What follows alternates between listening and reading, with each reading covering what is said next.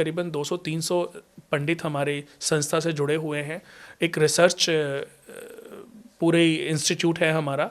तो अभी हम जो सबसे ज़्यादा काम कर रहे हैं वो प्रारब्ध पे ही काम कर रहे हैं, पैतृक पे काम करें, पुनर्जन्म पे काम करें, पूर्व जन्म में कौन से कर्म क्या जन्म दिलाते हैं, अच्छा और बुरा हमारे साथ क्यों होता है, ये ग्रह स्थितियां किस वजह से हमारे जीवन में अच्छा और बुरा फल प्रदान करती हैं। किसी की कुंडली में खराब ग्रह हैं, वो अच्छी लाइफ जी रहा है, वो बुरे कर्म कर रहा है, वो बहुत अच्छी लाइफ जी रहा है, और कोई बहुत अच्छा कर रहा है तो स्ट्रगल देख रहा है। तो ये सब उसके साथ क्यों हो रहा है, तो इसके लिए मैं आपको बता दूं कि हमने इस पे बड़ी स्टडी की है और आने वाले समय में मैं इस पे कुछ अपनी बुक्स भी लिखूंगा, ताकि मैं ये ज्ञान जो मेरे अंदर है ना, आप पूरे जीवन भी बैठे रहोगे ना, आप जितनी बातें आप करते रहोगे मैं उनका जवाब देता रहूंगा।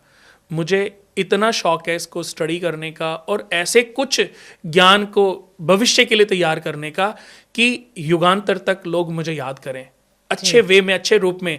मैं ऐसा ज्ञान नहीं देना चाहता कि पढ़ने के बाद आपको स्ट्रगल सा लगे कि यार ये तो बड़ा मुश्किल है, ये कैसे होगा, ये मिथ्या भरी बातें नहीं, प्रैक्टिकली।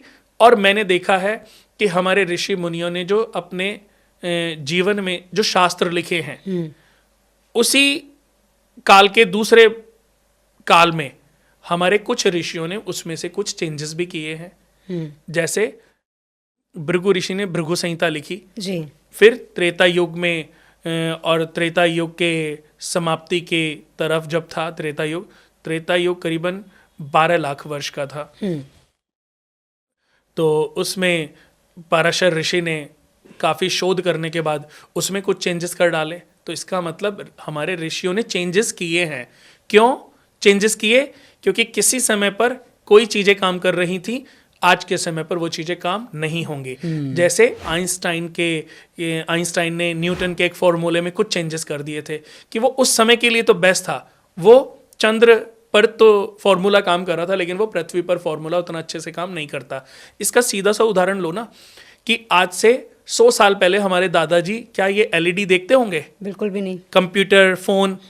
बट आज हम अगर पत्राचार लिखें तो शायद कोई कहेगा रे यार कौन सी सदी में जी रहे हो, 1 मिनट में मैसेज भेजो, फैमिली को चला जाता है। पर मुझे पर्सनली लगता है कि शायद वो समय ज्यादा अच्छा था। देखो, हर चीज के अच्छे और बुरे दोनों फल हैं, अगर हम उसको तरीके से यूज करते हैं तो। ऐसा नहीं है कि आज जो चीजें हो रही है हमारे साथ वो बहुत अच्छी हो रही हैं, पर कुछ चीजें अभी अगर घर में कोई हादसा घटित हो जाए और जरूरत पड़ जाए पैसे की, तो 2 मिनट में आप फोन करके पैसे मंगा सकते हो। लेकिन वो लेटर लिखो, फोन करने जाओ, फोन मिलेगा नहीं मिलेगा, वो फोन पे अवेलेबिलिटी होगी या नहीं होगी। तो कुछ चीजें बहुत अच्छी भी हैं, पर हर अच्छी चीज का परिणाम घातक भी है। लेकिन कुणाल जी, यहाँ मैं एक प्रश्न आपसे जानना चाहूँगी कि आपने भी कहा था कि कुछ गायनी की प्रॉब्लम्स भी लेडीज़ को होती है। मैंने बहुत सारी लेडीज़ देखी हैं कि वो कंसीव करती हैं और जब उनका 3rd या 4th मंथ होता है मिसकैरेज हो जाता है, और ये एक बार नहीं होता, 3-4 बार उनके साथ हो चुका होता है। तो ऐसा उनके साथ क्यों होता है, किस ग्रह की वजह से होता है?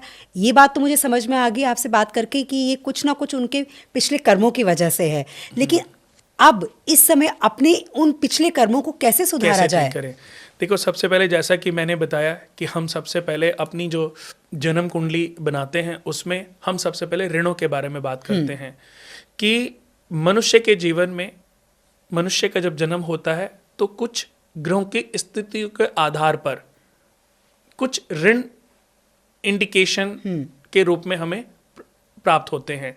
जैसे मनुष्य का जन्म हुआ, उसकी हमने जन्म कुंडली बनाई, ये ग्रह इंडिकेट करते हैं कि आपके जन्म कुंडली में कौन से भाव में किस जगह पर ये बैठे हैं और कौन से ऋण बने हैं जी। जैसे कि एक पितृ ऋण की बात करता हूं, दूसरे, 5वें, 9वें और 12वें हाउस में शुक्र, बुध और राहु अगर बैठ जाए तो पितृ ऋण दोष होता है।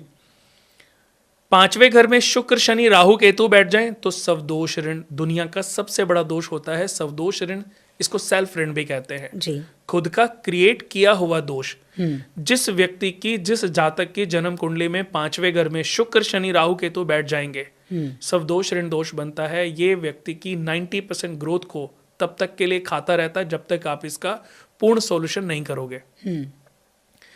दूसरे 5वें 9वें घर में 12वें घर में शुक्र बुध राहु के होने से पैतृक ऋण दोष लगता है।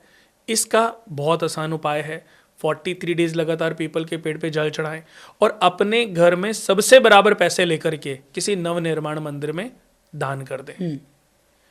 उसके बाद दूसरा ऋण होता है, दूसरा जो ऋण है वो होता है पति और पत्नी ऋण का दोष। जी।